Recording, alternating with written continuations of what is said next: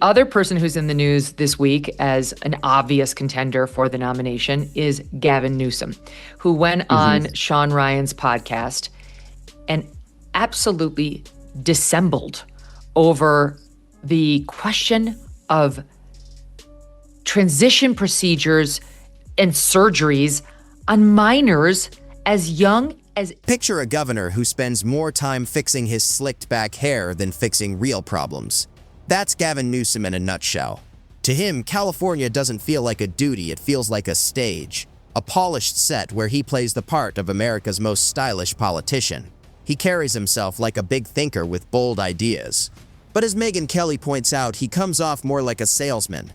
He delivers big promises with the ease of a Hollywood actor. But once you look a little closer, things don't quite hold up. Kelly takes aim at that carefully built image, saying he treats crises like photo ops, mistakes like part of his brand, and leadership like a marketing pitch. In her view, Newsom isn't really moving California forward. He's just getting ready for his next spotlight moment. So he went from people who liked Gavin Newsom, liberals, saying, I have a very favorable opinion of him. At 46%, it fell to 30%. So Charlie's correct.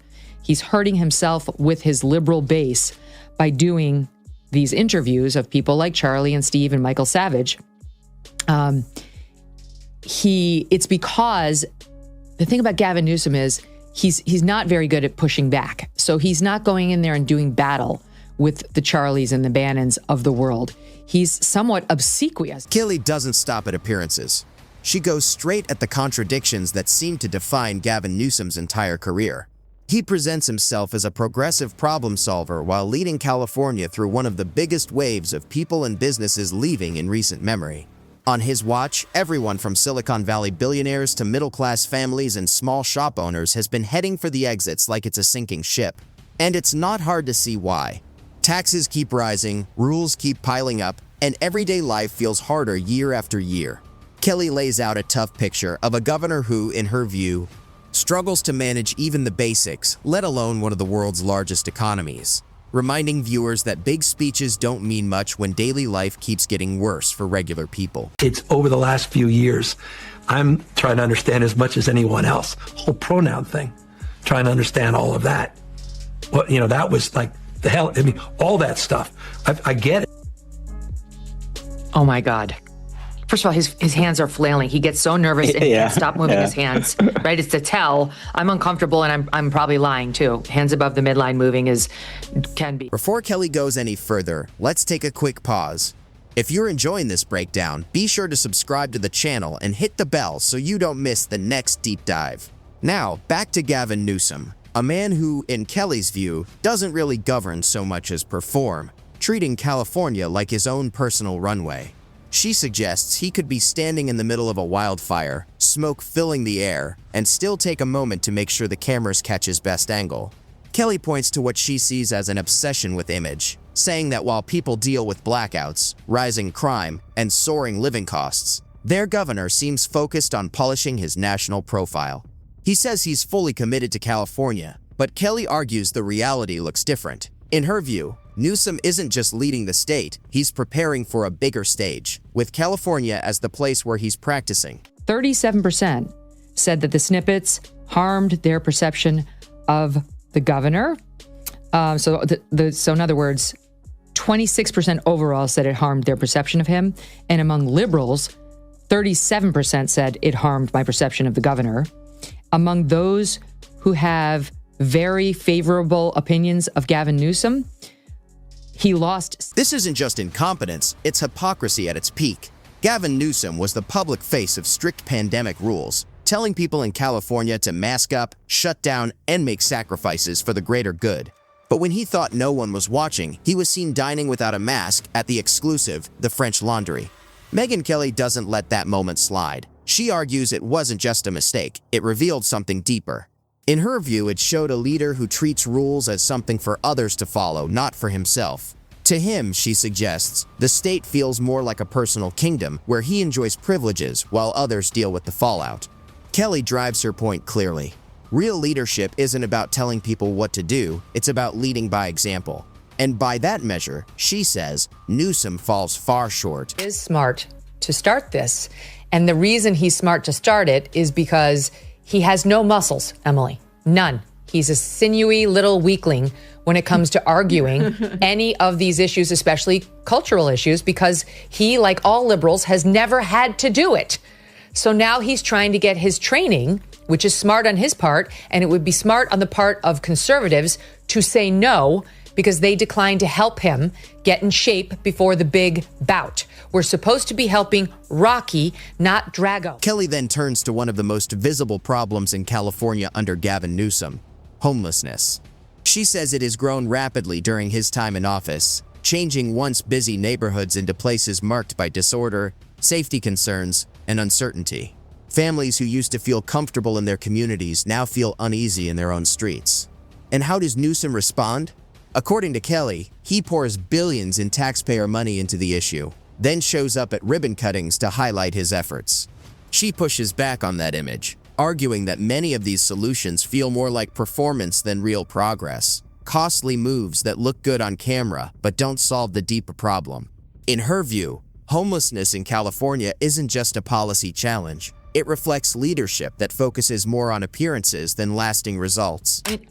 Come on, man. I mean, I get it. Those are legit, period. The issue of age, and as someone who's been so focused on LGBT and gay marriage, the trans thing, I just like, I've been thinking about the pronouns. Yeah. That's how he answered that question, Rich.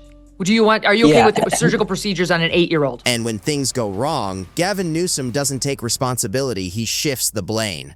Kelly points out how he blames everyone and everything: Republicans, big corporations, Washington, even climate change, anything but himself. Every leader faces tough challenges, but she argues Newsom has turned excuses into a full-time skill. Wildfires? Not his fault. Housing crisis? Someone else's problem. Businesses leaving? Just greedy corporations. Kelly drives it home. Real leadership means owning your decisions, not passing the buck. If you can't handle the pressure, she suggests, you shouldn't be in the job. Very strange, because when you listen to him, you would think like he's a moderate, but he's not. On the trans stuff and virtually every other subject, he is as radical as they come. He is another Kamala Harris. But there's something about him, maybe he's a people pleaser, a vintage politician, when he gets across from these are our war fighters. And truly, like the three I mentioned, these are... Kelly also highlights Gavin Newsom's arrogance. He appears on TV with the smug confidence of someone eyeing the presidency, and in many ways, that's exactly what he's doing. He positions himself as the polished Democratic alternative, the picture-perfect politician who looks the part. But Kelly tears down that illusion, reminding viewers that real leadership isn't about style, charm, or catchy slogans. It's about results. And under Newsom, she argues, the results had been nothing short of disastrous. What you have in California is these mealy-mouthed, kale-eating, broccoli-pushing, Birkenstock, whatever, wearing politicians who can't find another person fast enough to blame. My absolute favorite, though, is the fire chief. She's growing on me. When she's not focusing on her lesbianism, she's actually quite fierce. She is not going down without bringing Mayor Karen Bass with her. And who could blame her? And the pattern keeps repeating. Kelly points out that Gavin Newsom seems to run California like politics is all theater. Businesses struggle. He rolls out flashy plans with catchy names, but little actually changes.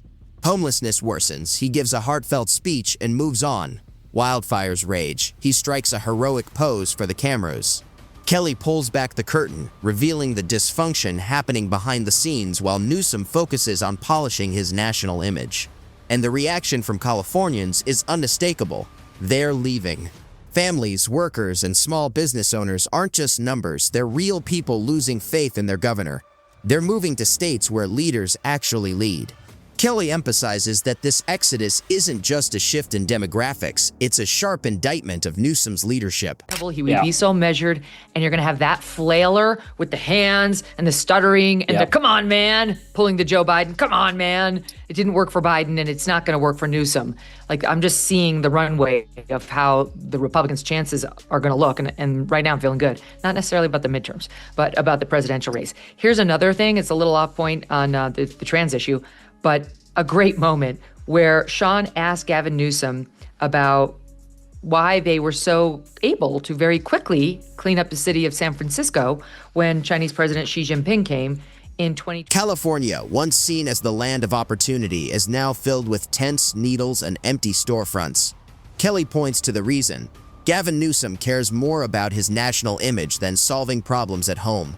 He's like a magazine cover in human form. Shiny on the outside, empty underneath. Kelly calls out this focus on appearances, showing how billions are spent on homelessness with little to show except more tents.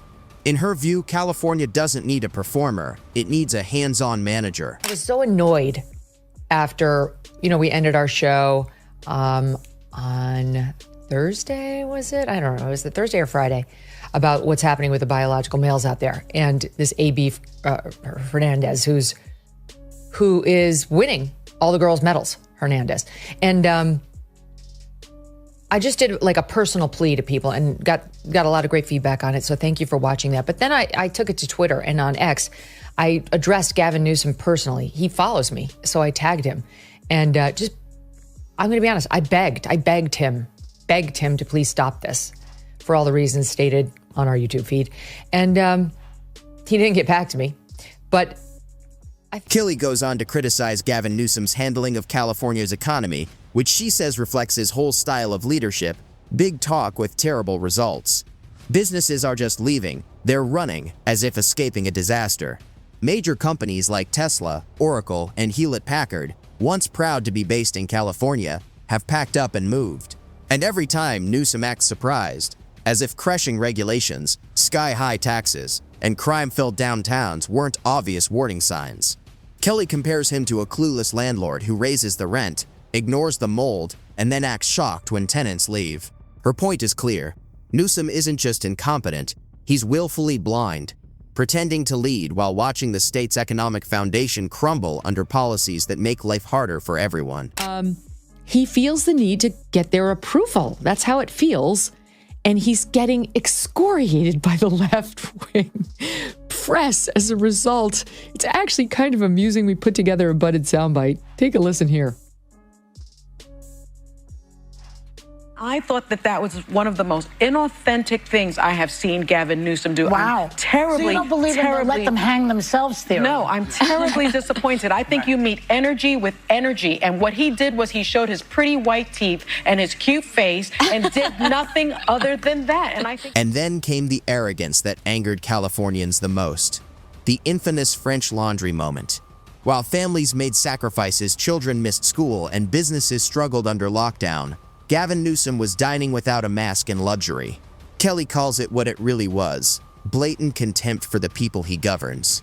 In his California, she argues, there are two sets of rules, one for ordinary citizens and one for the so-called king. We hear a lot about San Francisco and the homelessness and pooping on the road and all that kind of stuff, and it seemed like all of that was cleaned up when Xi came to town. Yeah. Is that true? Complete bullshit. That's complete bullshit. I know folks say, oh, they're just cleaning up this place because all those fancy leaders are coming into town. That's true, because it's true. I got to credit Morning Wire, my pals over the Morning Wire who put that together. Such a good... Kelly wraps up by shattering the myths around Gavin Newsom. The idea that he's a bold progressive, that he's ready for the national spotlight, and that his failures are somehow noble struggles. By the end, he's not the glamorous, untouchable figure he thinks he is. He's simply a governor who's fallen short, with slick hair and little to show for it. Kelly doesn't just criticize, she exposes him. And once the truth is out, there's no going back.